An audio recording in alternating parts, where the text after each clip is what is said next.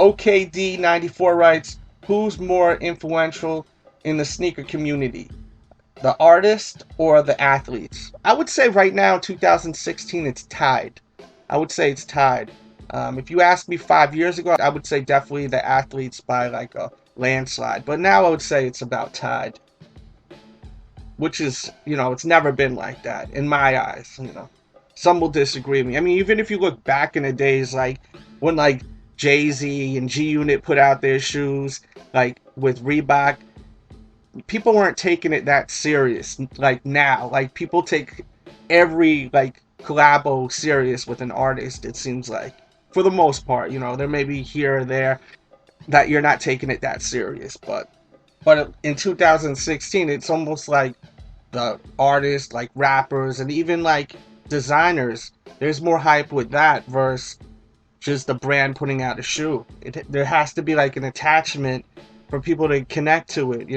People like to have sneakers that have some sort of story or have a connection. I know I personally do myself. Like a lot of my shoes that I own, they have concepts to them.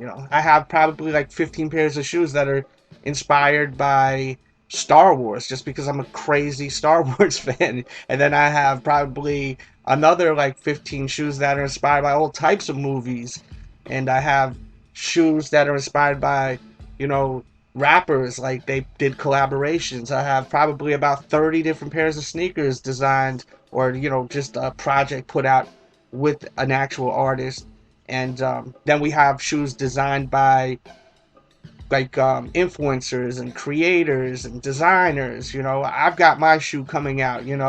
Um, People are more into that, I think, nowadays versus just like, oh, LeBron's new shoe, or this basketball player or this one. The athletes, like, people are still excited, but in a way, I may even say that the artist, there's more hype with the artist if you really look at it. You know, it's definitely that was a good question right there. I'm curious to hear everyone's opinions on that because the more I think about it, kind of thinking that the artist may be more influential in 2016, and that's something I never thought would happen. If you asked me that 10 years ago.